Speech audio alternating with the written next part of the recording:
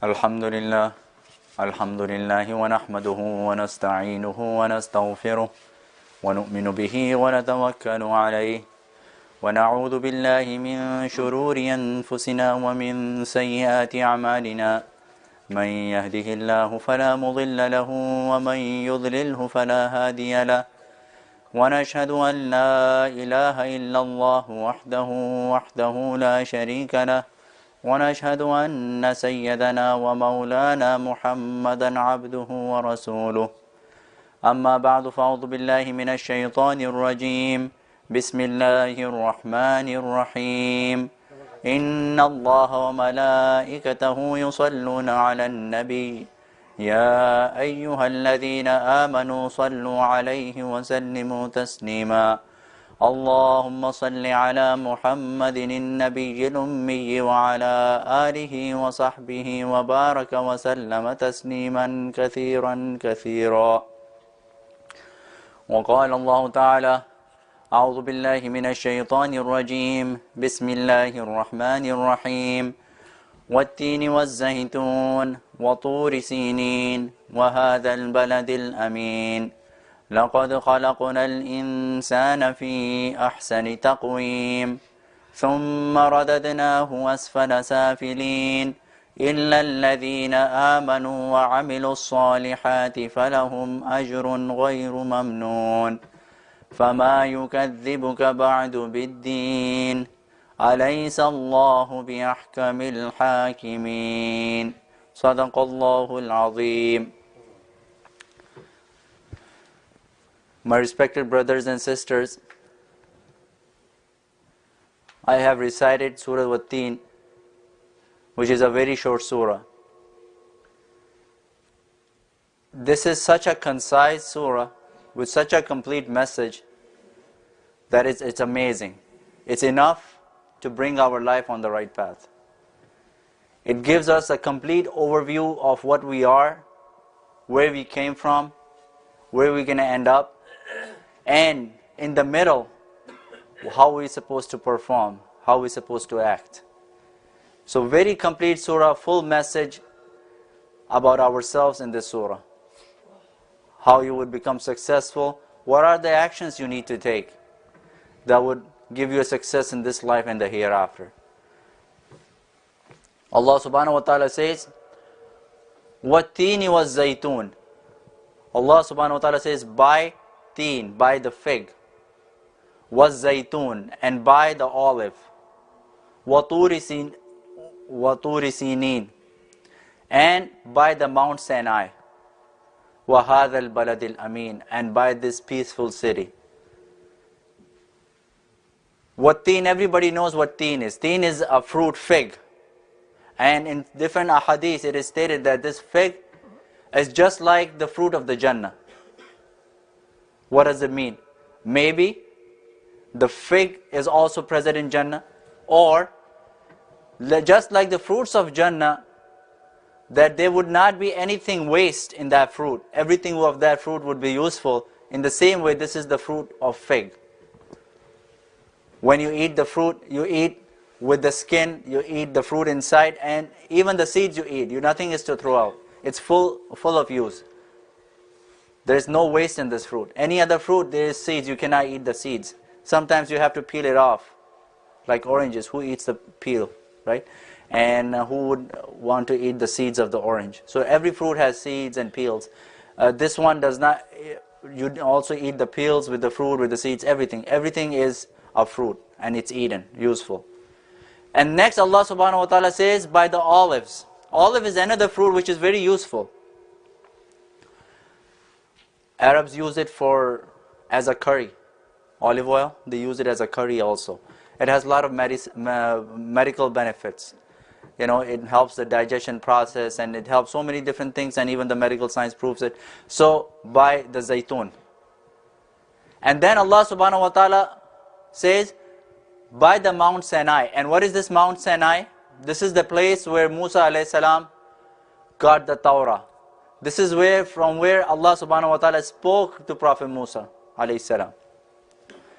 And then by the city of the peace, by the peaceful city, وَهَذَا الْبَلَدِ الْأَمِينَ, this city of the peace. And this means Makkah. Because Makkah is the peaceful city in the whole world. No matter how much violence there is all over the world, but there's always be peace in the Makkah. It is not only after Islam, even before Islam, even in the time of ignorance, it was a peaceful city. Arabs were very violent, very negligent. They were very violent. All these things were there in the Arab times before the Islam came. But even in that time, they had some respect for the city of Makkah. They would not fight with each other in the city of Makkah. They would not kill each other. Not even the birds and they would not even cut the trees. This is how peaceful that city of Makkah is. So Allah subhanahu wa ta'ala swears by these four things. And then He says, لَقَدْ خَلَقْنَا الْإِنسَانَ فِي أَحْسَنِ تَقْوِيمٍ, that verily we have created the human beings فِي أَحْسَنِ تَقْوِيمٍ, in the best of the structures. In the best form ever, Allah subhanahu wa ta'ala has created us. Now the first thing first, why did Allah subhanahu wa ta'ala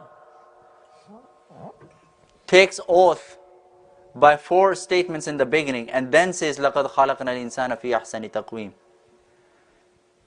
We speak, we take oath, we swear by different things to make ourselves more clear and more truthful. If I want you to believe in me, I would swear by Allah I did this. And now something unusual I want to tell you, I would say by Allah I did this. But Allah subhanahu wa ta'ala swears by these four things to grab our attention. To grab our attention, because we as a human being, we swear to make ourselves truthful. But Allah subhanahu wa ta'ala is so truthful. وَمَنْ أَصْدَقُ مِنَ اللَّهِ قِيلًا, who could be more truthful than Allah subhanahu wa ta'ala? Whose words could be more truthful than Allah's? Then why does He have to take oath? He is just doing it so He can grab our attention. As a human being, we cannot swear by anything but Allah and His qualities. We can only swear by Allah and His qualities. But for Allah subhanahu wa ta'ala, He can swear by different things that are useful to us. When Allah subhanahu wa ta'ala swears by different things in different surahs, those things are of very use to us, and we have a lot of benefits attached to those things, or they have a certain value for us.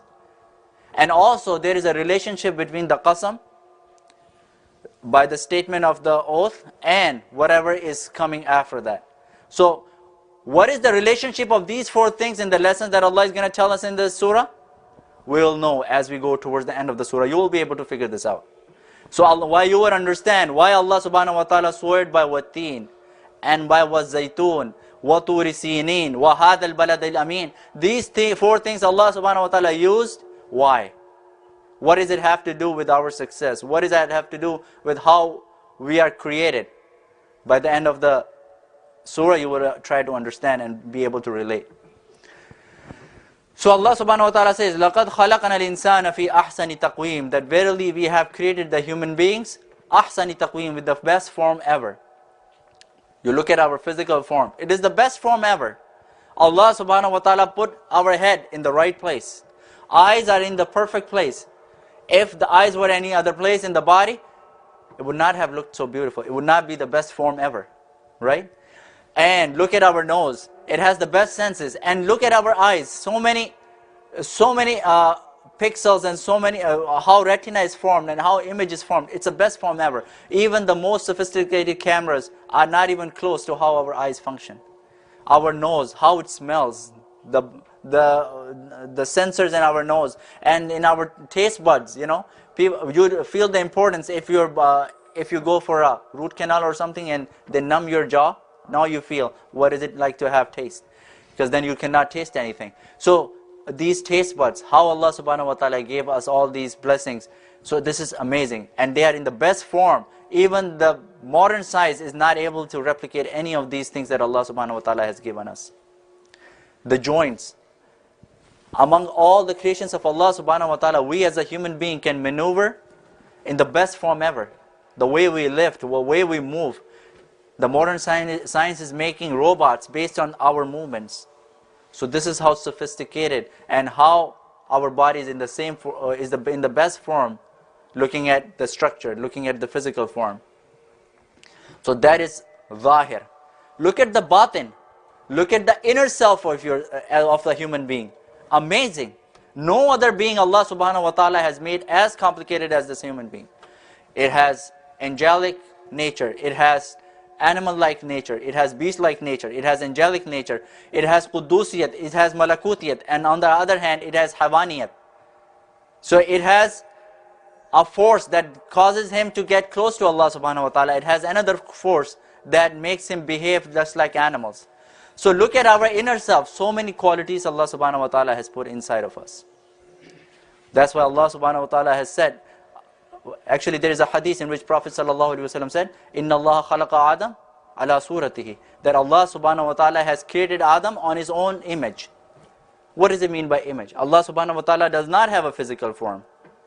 So what does it mean by the image of Allah subhanahu wa ta'ala? This is the hadith from Bukhari and Tirmidhi and Muslim.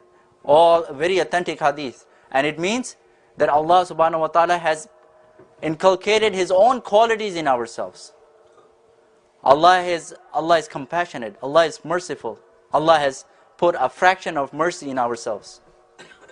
You know, that's the reason we have this integrated society. We have these people, and all this is functioning in a way that it is of mutual benefit. It is because of that mercy, this element of mercy in ourselves. Allah subhanahu wa ta'ala has justice. Allah has put justice in us, adl. In our body, in our physical form, there is adl. There is a balance in our body. One hand is not too long, and other is not too short. All fingers have some kind of has a balance in them. They're not equal, but they have balance. They have a purpose to serve. If they lose this balance, we would not be able to function as I can. This thumb is so amazing. You know, if this thumb is not there, I cannot hold. All of these four fingers become useless if there is no thumb. So everything is a balance in our physical being and in our inner being. Allah subhanahu wa ta'ala put everything in a balance. And this is the trust of Allah subhanahu wa ta'ala upon us here in this dunya. And we have to submit the whole thing back as Allah subhanahu wa ta'ala has granted us. This is our test, my brothers and sisters. That's why, for the same reason, suicide is haram. Inflicting some pain to yourself is haram. Why? Because Allah subhanahu wa ta'ala has given you this outer self. Your physical being is a gift from Allah. You have to return it in the same form that Allah has given you in. In the same way, your inner self, Allah has put a balance and justice and adl inside of your inner self, in your ruh. And Allah subhanahu wa ta'ala wants this ruh in the same form. And that's what you would be asked for once you go into the grave. This is what you would be asked for if you brought the ruh as it was given to you. When the baby is born, Allah subhanahu wa ta'ala, hadith says that every newborn is born on the fitrat of Islam, is born on the nature of Islam. So when Allah gave you this Islam, Allah gave you this deen as your fitrat, as you were born, and Allah gave you this physical form and your inner form in a certain form, and with appropriateness and with balance, Allah subhanahu wa ta'ala wants you to lead the same life so that you return your physical and your inner form in the same way that Allah has given it to you. That's the test. If you can present it back in the same way, you're successful. That's why Allah subhanahu wa ta'ala says, لَقَدْ خَلَقْنَا الْإِنسَانَ فِي أَحْسَنِ تَقْوِيمٍ. Look at your physical form. Look at your inner form. Look at this complicated personality I have given you. Look at these qualities that I have put inside of you. I have created you with my own qualities. I want you to preserve it. لَقَدْ خَلَقْنَا الْإِنسَانَ فِي أَحْسَنِ تَقْوِيمٍ. There is no other being that Allah subhanahu wa ta'ala has created just like the human beings. Ashraful makhluqat, best of the creations. This is our status in the eyes of Allah subhanahu wa ta'ala. Ashraful makhluqat. So much so that when Allah subhanahu wa ta'ala created Adam alayhi salam, He told the angels to prostrate out of respect in front of Adam alayhi salam. This prostration of respect was present in different sharias, but it was removed from the sharia of Prophet Muhammad sallallahu alaihi wasallam. Before that, you could prostrate in front of other beings out of respect, not out of worship. But now there is not even, only deity we can prostrate in front of is Allah subhanahu wa ta'ala and no one else. So Allah subhanahu wa ta'ala gave so many qualities to Adam alayhi salam, that Allah subhanahu wa ta'ala told angels to prostrate in front of angels, the most obedient beings of Allah subhanahu wa ta'ala, most obedient creation of Allah, they were doing sajda to Adam alayhi salam. This is the highest status. And then Allah subhanahu wa ta'ala created everything to serve you, and you don't serve nothing. There is so many organisms that serve you. They are part of your ecosystem. If some species gets extinct, this biologists, the zoologists, they start worrying about it. This species is getting extinct. Why? Why do we care if crocodiles exist or not? Well, because they play a part in our ecosystem. Because they contribute to our being. They contribute in serving us. So every creation that Allah subhanahu wa ta'ala has created is serving us. So this is our status. But if we do not, then Allah subhanahu wa ta'ala says, لَقَدْ خَلَقْنَا إِنسَانَ فِي أَحْسَنِ تَقْوِيمٍ. This is how great I have made you. ثُمَّ رَدَدْنَاهُ أَسْفَلَ سَافِلِينَ. And then we pass you towards the أَسْفَلَ سَافِلِينَ, towards the lowest of the lowest. What does it mean? It has many meanings. One meaning is,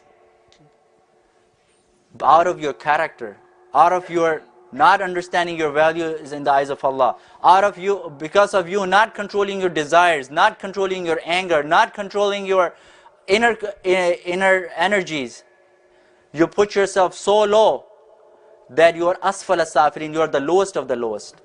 You thought animals were the lowest? You thought these animals who graze on the land, they are the lowest? You became lower than those lowest. أُولَٰئِكَ كَالْأَنْعَامِ بَلْ هُمْ أَضَلُّ. They are just like animals. But Allah says, no, not like animals. بَلْ هُمْ أَضَلُّ. Even lower than the lowest. Before you thought these four-legged animals are lower than you because you can ride them, you can eat them, you can use them, you can do whatever you want with them. You could be utilized, you can utilize them. But today you yourself have gotten أُولَٰئِكَ كَالْأَنْعَامِ بَلْ هُمْ أَضَلُّ. Even lower than those. ثُمَّ رَدَدْنَاهُ أَسْفَلَ سَافِلِينَ. Because of your character, you brought yourself that low. Another meaning is that physically you become so low. Allah subhanahu wa ta'ala, when a child is born, it's weak. Then it gains strength. Gets to the 100% strength, strong. He can earn, he can have a good life, he can have a good family. He thinks nobody is stronger than him. Whatever he wants, whatever he has a desire in himself, Allah has given him power to accomplish it. Whatever your goals are, you keep accomplishing your goals, your financial goals, your educational goals, and then you think you are the greatest. ثُمَّ رَدَدْنَاهُ أَسْفَلَ سَافِلِينَ. And a time would come, you would be the lowest of the lowest. You would be so weak, it would be so hard for you to even move your hand. Cannot walk. You have to be very careful for every step you take, because if you fall, you might break your bones, and they would never be same again.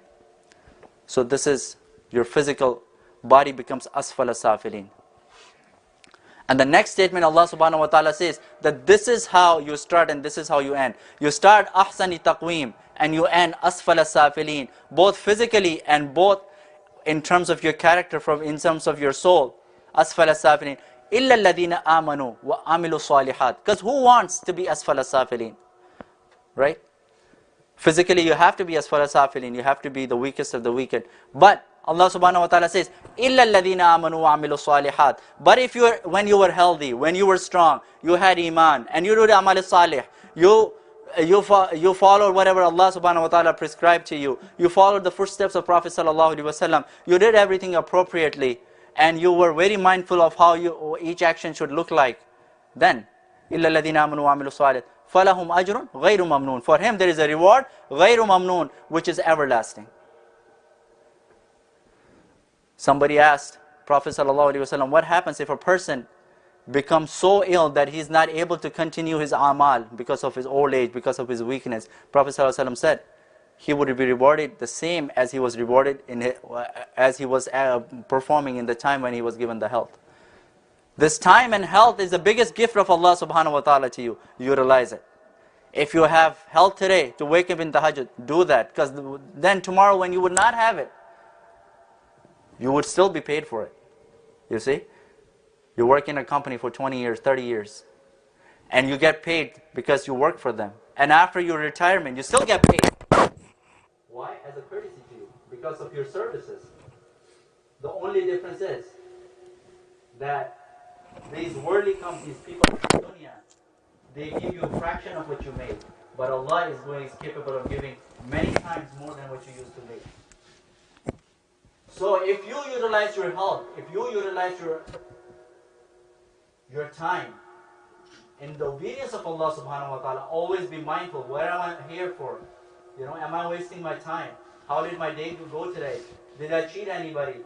Did I do something wrong? Did I hurt anyone? How did I act towards my family? Did I hurt my wife's feeling? Did I not fulfill the rights of my family? Every day goes by like this. Then a day would come, ثُمَّ رَدَدْنَاهُ أَسْفَلَ سَافِلِينَ. You would not be able to do all this. You would not be able to move your hands. But what would happen?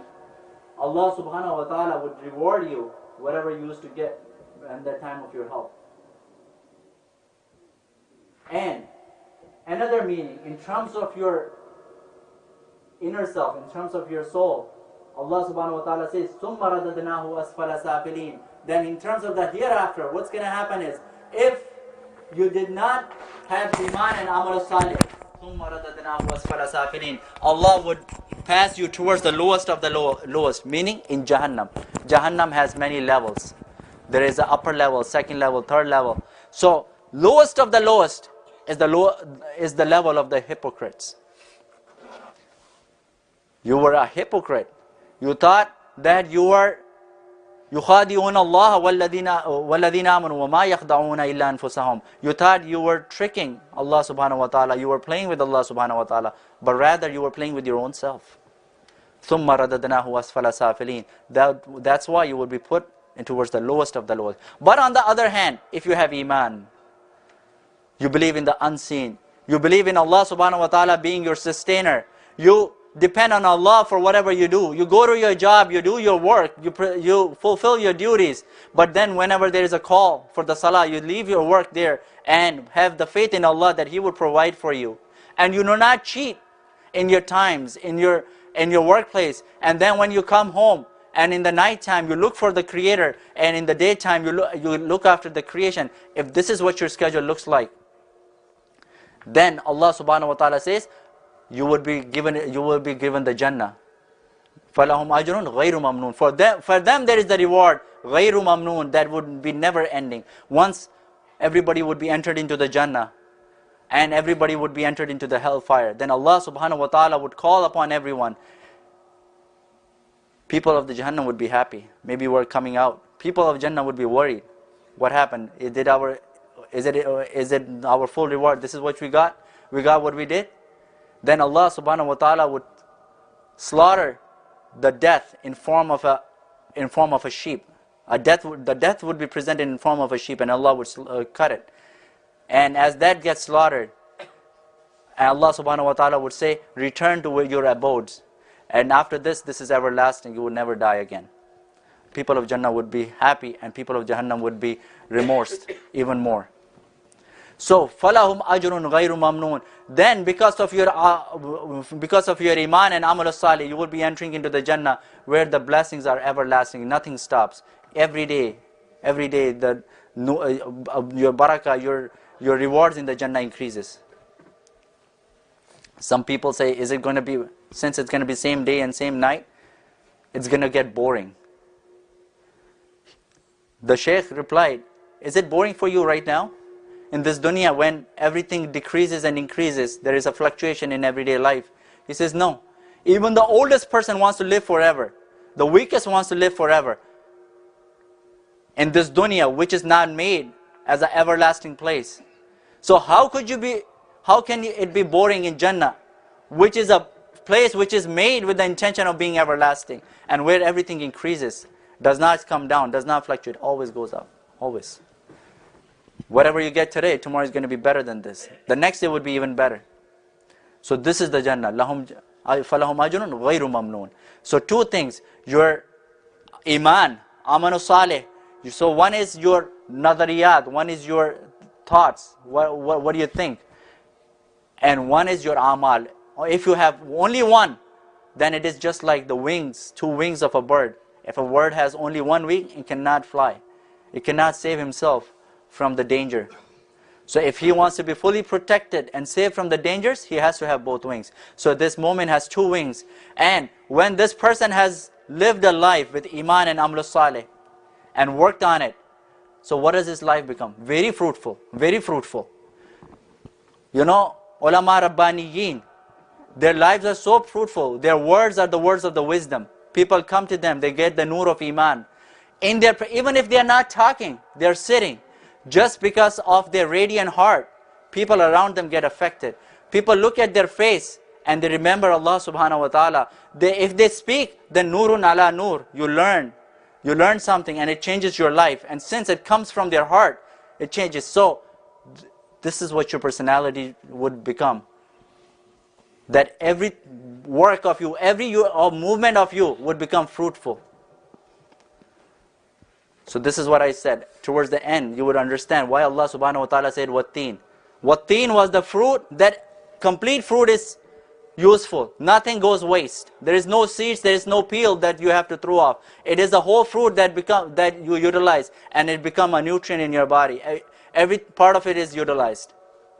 In the same way, if you have lived a life on iman and amal salih, then your life would be just like Watteen was zaytun. And was zaytun, I said it has a medical medical benefits.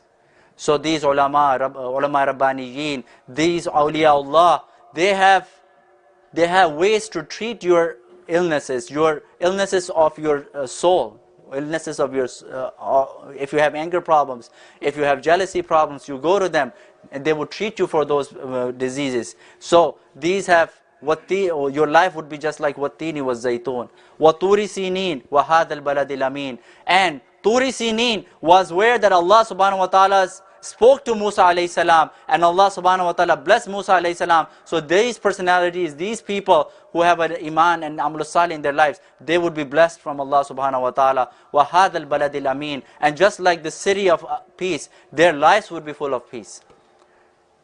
Your lives would be very peaceful. You would not have any depression. You don't have to go to the doctors because you cannot sleep in the night. You don't have attachment. You have not attached yourself with this dunya. Anytime you want to leave this dunya, you're ready to leave. People who have attached their hearts with the dunya, it is not going to be easy for them to die. They would have a very hard time. They would be looking in despair towards this dunya when the time of the angel of the death comes to them. So, these people who have lived their life on iman and amal salih, they would be just like the city of peace, which is Makkah, that there would be granted special peace, sakina from Allah subhanahu wa ta'ala, that this life would be peaceful and the hereafter would be peaceful. And what is this amal salih? Amal salih, hats off to the fuqaha, they have arranged everything in terms of the farais and the wajibat. What are the mandatory things you have to do? What are the mandatory things you have to stay away from? And what are the fine tuning? There is something called coarse tuning and there is something fine tuning. Some things you absolutely have to do, ibadat, right? And something you always have to refrain from, those things that are haram, which are absolutely haram, forbidden. And then there is fine tunings, how to walk. There is sunnah adiyah, that how Rasulullah sallallahu alaihi wasallam lived his life. So as you align yourself with the life of Prophet sallallahu alaihi wasallam in the farais, in the wajibat, and then you stay away from the munkarat, then you are ready to present your soul in the same way that Allah subhanahu wa ta'ala has gifted you when you were first sent in this dunya. Then Allah subhanahu wa ta'ala says, إِلَّا الَّذِينَ آمَنُوا وَعَمِلُوا الصَّالِحَاتِ فَلَهُمْ أَجْرٌ غَيْرُ مَمْنُونٍ فَمَا يُكَذِّبُكَ بَعْدُ بِالدِّينِ أَلَيْسَ اللَّهُ بِأَحْكَمِ الْحَاكِمِينَ. So, فَمَا يُكَذِّبُكَ بَعْدُ بِالدِّينِ. Then, what makes you deny of this day of the judgment? This is your reality. This is when you were born, and this is how you're going to end up. So many changes come into your physical body. So many changes come into your spiritual self. In your spiritual being, there's so many changes that come. This is how you evolve from the time of birth towards the time of the end. So what makes you think that Allah subhanahu wa ta'ala you would not be held answerable in front of Allah subhanahu wa ta'ala? فَمَا يُكَذِّبُكَ بَعْدُ بِالدِّينِ أَلَيْسَ اللَّهُ بِأَحْكَمِ الْحَاكِمِينَ. Is Allah subhanahu wa ta'ala is not owners of the, is not the kings of the kings? If the kings and the rulers of this dunya, they are able to punish the reward the obedient, punish the criminal, so why do you think Allah subhanahu wa ta'ala is not capable? So Allah subhanahu wa ta'ala, there is a message to the time of the kuffar, in the time of Prophet sallallahu alaihi wasallam, when kuffar and mushrikeen used to taunt the Muslims, and they used to give Muslims a hard time. Since this surah is a Makki surah, so this is a direct address to them, but there is a lesson for everyone. So Allah subhanahu wa ta'ala told them that this is the message, but if the rulers of this dunya can reward, and this authorities of this dunya can reward and punish, then why can Allah subhanahu wa ta'ala reward and punish? Here Abu Hurairah radiallahu anhu says, when this ayah comes, alaysa Allahu biahkamil hakimin, one should say, Bala wa ana ala dhalika min ash-shahidin. Bala, verily, wa ana ala dhalika min ash-shahidin. I'm also a witness on this. And according to Ahnaf, you are supposed to say it outside of the salah. Inside of the salah, you should say it in your heart. But according to other aimma, it should be said loudly even after the salah. So may Allah subhanahu wa ta'ala give us tawfiq to live a life with the iman and amlu salih, to live a life according to the sunnah of Rasulullah sallallahu alaihi wasallam, so that we are able to present our body and our soul in the best form as it was given to us at the time of our return. Wa akhiru da'wana alhamdulillahi rabbil alamin.